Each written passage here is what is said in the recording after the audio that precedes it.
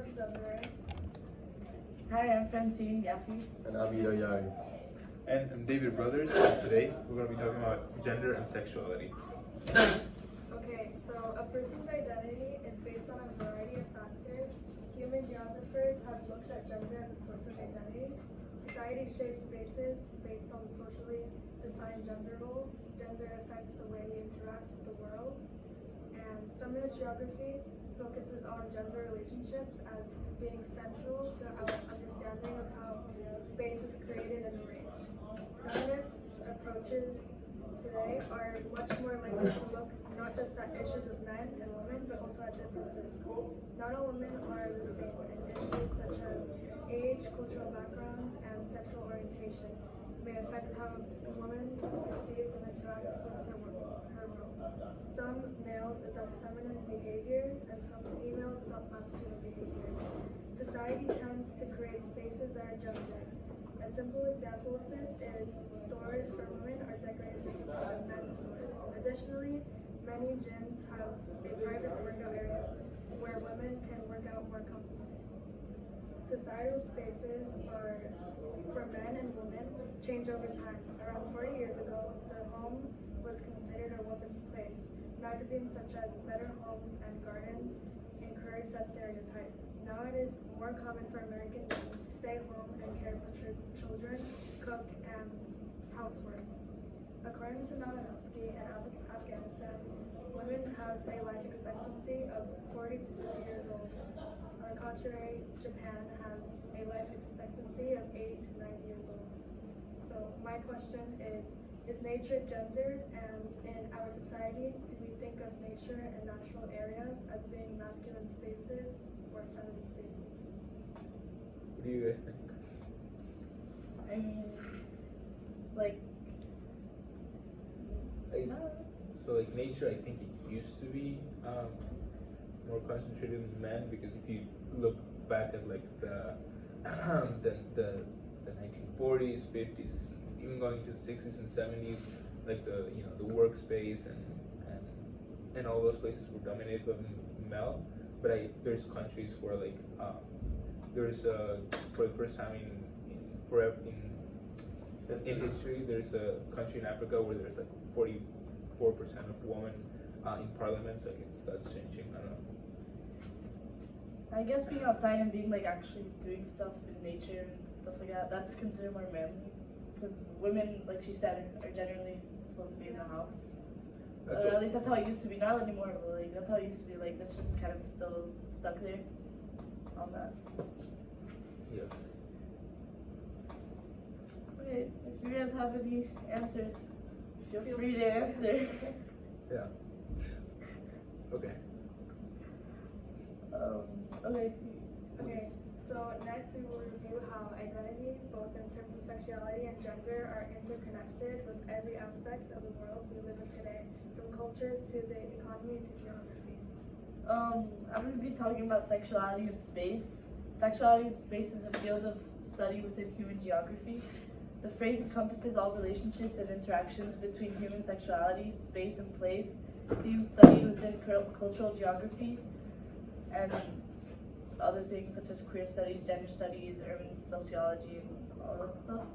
And gender roles are culturally constructed. So gender roles, like where women and where men are supposed to be or what they're supposed to be doing, it's made up by cultures and where you're raised and your society that you live in.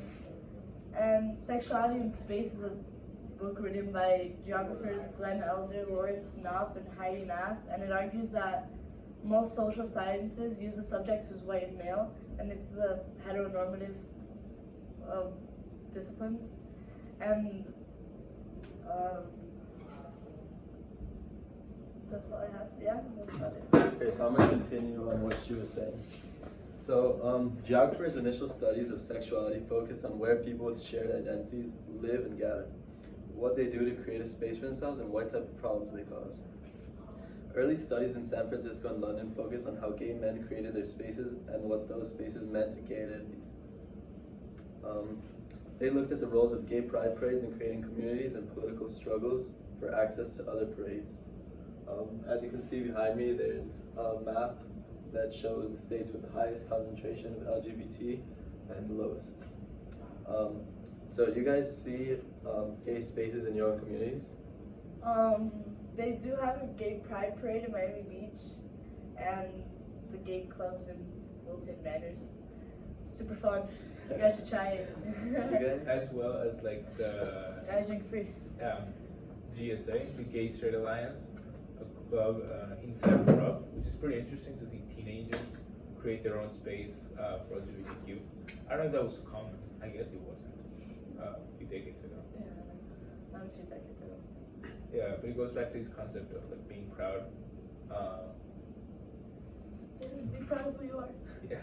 So, some more studies focus on the role gays and lesbians play in gentrification. U.S. metropolitan areas with the most gay residents are New York, New Jersey, LA, Chicago. That's it.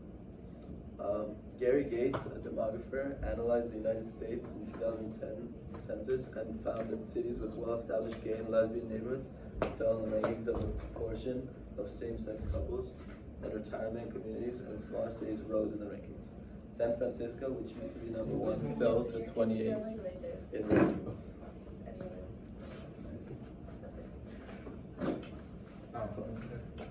Okay. And Okay, geographers studying sexuality focus not only on the distributions and experiences of people and places, but also on the theories behind experiences. So, like the theories that explain and inform our understanding of sexuality in space. Many geographers who study sexuality are now employing queer theory in their studies, and queer theory holds that the individual sexuality is fluid. So, like, you could be a bunch of different sexualities throughout your life, and everyone's a little bit of everything, you know. That's what queer theory is. And Elder and Nabanas, the writers of Sexuality in Space, explain that social scientists are appropriating a commonly used word with negative connotations and turning it into a way that highlights a contextual nature of opposition to the heteronormative and focuses on the political engagement of queers with the heteronormative. In 2000, the United States Census Bureau began counting the number of same-sex households in the United States, and in 2010, the census added same-sex marriage to their counts. The data from the census made it possible for Gary Gates and Jason Oz to publish the Gay and Lesbian Atlas, which shows the amount of gay and lesbian households in the United States. These are detailed maps of major cities in the U.S. that show concentrations of same-sex households, and such as Adams Morgan and DuPont Circle in Washington, D.C., and the West Village in Chelsea and Manhattan. And Chelsea and West Village stand out as having the largest concentration of same-sex households. On July 6, 2011, New York legalized same-sex marriage, and the annual gay parade was founded. How does geography reflect and shape power relationships among groups of people? That's my question. If you guys have any answers. well, like, you know, Like, yeah. I don't know, my family is like very traditional, so it's still that like my dad, ever since I was growing up, my dad worked, and my mom like took care of the children and cooked. I don't know, is it the same for you guys? Yeah. Yeah. More or less. It's just like the generals are still there, but also from when they were like raised, it was like really important to where women had to be women and men had to be men. I guess. And I see that. Sorry. Go ahead. Not coming from the U.S. made it like different. Like that's how it is in other countries, but in the U.S. they're really accepting and stuff. And just like recently, people have started to come out as different like identities. Yeah, and it's also the fact that like in developed countries, there's more women graduating from college, which will in the future probably add them to the workforce instead of them being maids. In undeveloped countries, they just need a lot more help doing things, and women are just like, if the men are already doing the labor work, then the women might as well do everything else. Yeah. Yeah. Well, we have enough here to help us out. Yeah, to do it for us. Anyways, was it for the LGBTQ? Here's a little more. Feminists and queer activist geographers can be powerful forces for positive social change and challenge heteronormativity. They can also, however, reinforce normalizations and hierarchies within and beyond activist spaces. Specific topics which fall into sexuality in space are the geographies of LGBT residents, public sex environments, sites of queer resistance, global sexualities, sex tourism, the geographies of prostitution and adult entertainment, and the use of sexualized locations in the arts. Members of non-heterosexual communities may lose the ability to worship or practice religion within the most widespread religious organizations because they're not accepted as a consequence of their sexuality. Therefore, they make other spiritual places where LGBT people can still have something to give them hope and something to look up to because they kind of got banned from their own religions. But this kind of behavior leads the general population to believing that the LGBTQ are atheists or agnostic, but most of the time they just have to find their own type of religion in order to be able to give hope to something.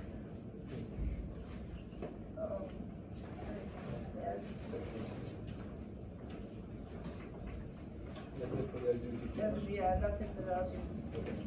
So, very interesting stuff.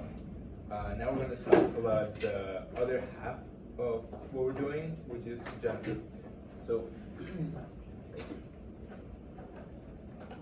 Okay, so looks a little blurry there, but the way that what we're going to use to talk about gender is the Gender-Related Development Index. So, women are arguably the greatest factor an indicator in determining the well-being of a country.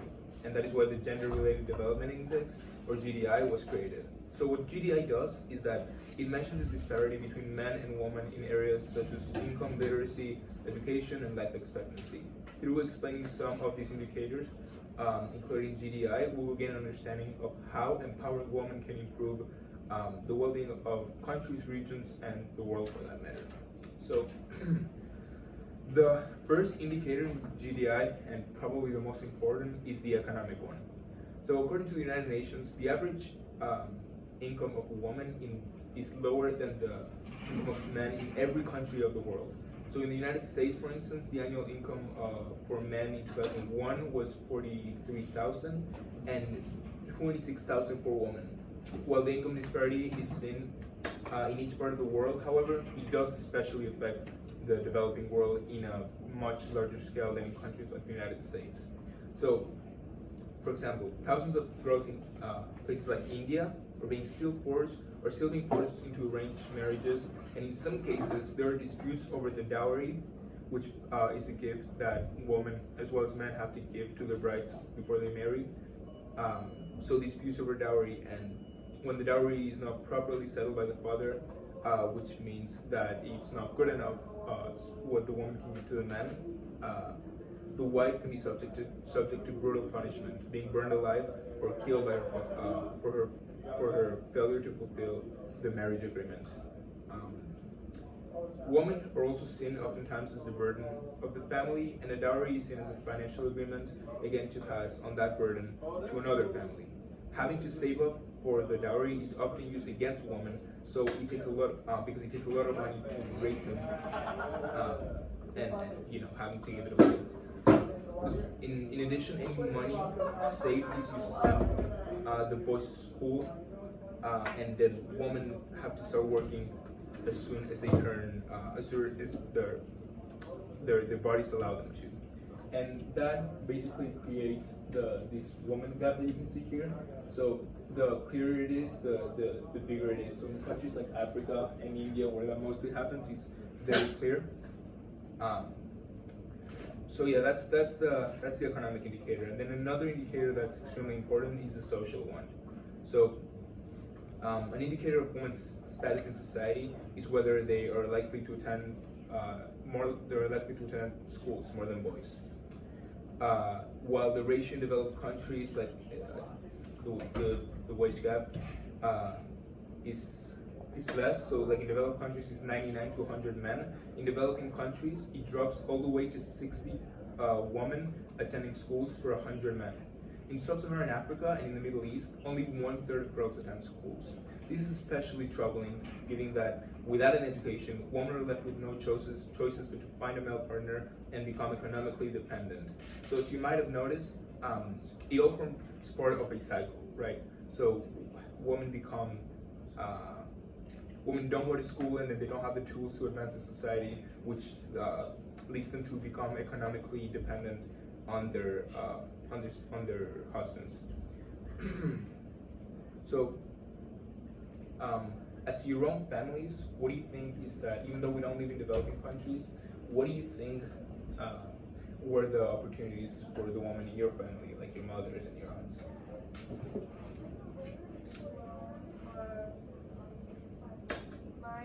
My mom is not really dependent on my dad, but like they're pretty much equal since like where we live it's more like accepting in society. Like it's better in developed countries they don't really treat women well, so they put them in a lower status, but in the United States we're pretty much equal right now. So I think the opportunities are kind of equal right now. Right. How about you guys? The opportunities are a lot more equalized, but like honestly, especially in the United States, whatever you really want to do, if you set your mind to it, you just really push it, you can usually do it. But maybe it's a little different than that. It's just like always in people's heads. I feel like it's just always going to be a little off. It's always going to be a little different. People are always going to see a difference. It's like for racism, like people are racist, but people just see what it is. You know what I mean? Like back then, everyone would be racist. Everyone would say what color people were, say this. And nowadays, it's not like we say it. We just know that people are different colors. It's okay. You know what I mean? So yeah, it's more out there. Yeah, going back to that, if to the matter of education, here's the literacy rate per group. So it tells you these red colors right here are just the age group, but as you can see, in developing countries, the redder it is, I guess, it's the less girls that know how to read it. So here you can see in most of Americas and in Russia and Europe, it's 90 to 100% of women that know how to read. But if you go to the Middle East and Africa, there's a huge percentage of women who don't know how to read because they don't go to school. And basically what they do is this. A lot of the women are forced to collect water and food and all of the things that we might think that men do, but no, it's mostly the woman. So they grow up in this social sphere where it's the only thing they learn how to do, and then they never adapt to the world, and that is why you often see that when they travel to the developed world, you often see that they don't have enough skills to survive, and they have to be dependent on economic systems of other countries. That's where all that comes from. So, and then there's another index that geographers use to determine gender, and that's the demographic indicator. So while in the developed world, women outlive men on average, for the developing countries, it's the opposite. So you would think we often think of like our mothers as the ones who outlive our fathers, because it's a known fact that women just are overall they're more healthy by average than men. But in the developing countries, it's the opposite, because a huge portion of the women die from hazards of childbirth. Developing countries need to have more kids that work on farming, and healthcare is terrible. So it's those two things. First, that they use a lot of the teens for farming, and that's why a lot of the families in the developing world have like around 10 children, which is very unusual in the countries like the United States. And then the other fact is that the healthcare is terrible for women. So they often have to give birth to their child in their homes, and it's just very poor qualities. But a lot of the families just don't care, because they see the role of the woman as having children, and see them as having themselves, the woman, very little importance. So, do you think, after having read this, that the opportunities of women are the same in the world, like across the. It depends on where you are, like what country you are in. 'Cause Definitely not the same. Definitely not the Well, same. as we saw on the map, you can tell that in less developed countries, like almost all of Africa and the Middle East, women are way less valued than they are in more developed countries, and that just shows like that their opportunities aren't equal and stuff. Yeah, and it's interesting because like there's a big movement, like an anti-feminist movement in the developed world.